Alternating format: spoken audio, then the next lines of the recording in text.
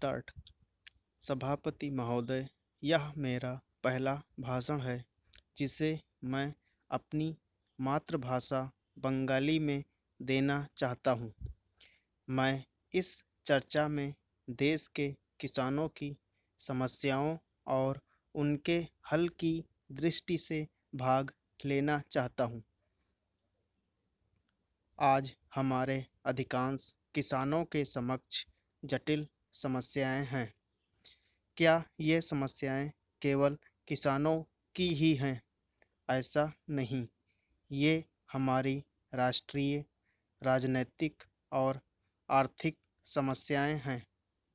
इन समस्याओं ने हमारी समूची सामाजिक व्यवस्था के समक्ष समस्याएं पैदा कर दी हैं। इस बात का अनुभव दोनों पक्षों अर्थात कांग्रेस और राष्ट्रीय मोर्चा सरकार को जो सत्ता में है करना चाहिए। कांग्रेस के विरुद्ध एक राजनीतिक निर्णय लिया गया जिसके फलस्वरूप उनका देश में 42 वर्ष पुराना शासन समाप्त हो गया। मैं राष्ट्रीय मोर्चा सरकार को भी सचेत करता हूं कि वह जनता को जिसने उन्हें वोट दिए हैं, दिए गए वायदे पूरे करें।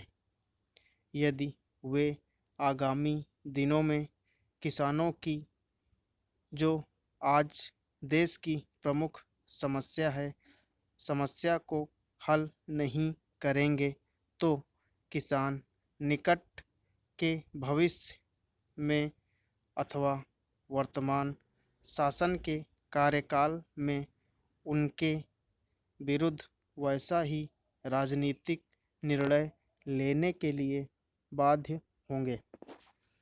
इसलिए किसानों की समस्याओं को अत्यधिक महत्व दिया जाना चाहिए तथा इस माध्यम से ही औद्योगिक और हमारी राष्ट्रीय अर्थव्यवस्था की समस्याओं को हल किया जा सकता है।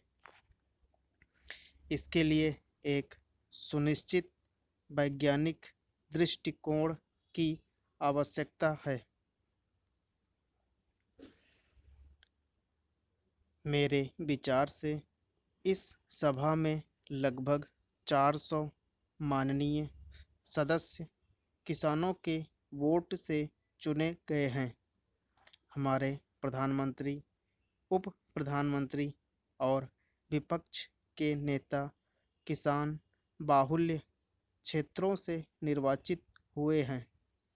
जो किसान हमें चुनते हैं उनमें से 70% पूर्णतः गरीब हैं। छोटे किसान, बटाईदार, कृषि मजदूर बड़ी मुसीबत में हैं। देश में ये ऐसे लोग हैं जिन पर सबसे अधिक अत्याचार होता है, जिनका सबसे अधिक शोषण होता है और जो सामाजिक अन्याय के शिकार होते हैं। मुझे यह सोचते हुए शर्म महसूस होती है कि स्वतंत्रता के बहुत वर्षों के बाद भी हम इन दलितों के प्रति उदासीन हैं, जिनके वोटों से हम लोकसभा के लिए चुने गए हैं। इसलिए मैं माननीय सदस्यों और राष्ट्रीय मोर्चा सरकार को उनको चुनावी वायदों के बारे में स्मरण कराना चाहता हूँ। उन्होंने वायदा किया था कि वे कृषि विकास को अत्यधिक महत्व देंगे। आपको भी कांग्रेस के समान किसानों की विपरीत प्रतिक्रिया का सामना करना पड़ेगा।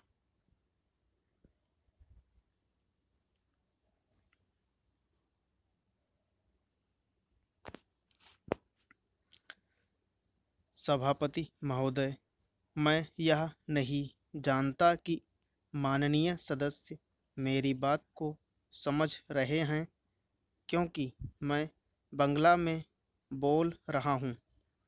मैं आपको बताना चाहता हूँ कि मैं अपने गाँवों की गरीब जनता, बटाईदारों और कृषि मजदूरों और 70% लोगों की जो कृषि पर आश्रित हैं स्थितियों के बारे में बोल रहा हूँ। पश्चिमी बंगाल की स्थिति देश के अन्य भागों से पूर्णतः अलग है क्योंकि उन्होंने इन गरीबों की आंतरिक भावनाओं को समझा है। केंद्र की आर्थिक और वित्तीय नीतियों तथा अत्यधिक सीमाओं के अंतर्गत कार्य करते हुए यह सच है कि पश्चिमी बंगाल सरकार से कोई आश्चर्य की आशा नहीं की जा सकती, परंतु उन्होंने जिस तरह से भूमि समस्या को हल करने में पहल की है तथा कृषि को अत्यधिक महत्व दिया है, वह लगभग क्रांतिकारी है। इसके फलस्वरूप आज पश्चिमी बंगाल के ग्रामीण क्षेत्रों में बेहतर आर्थिक स्थिति दिखाई देती है।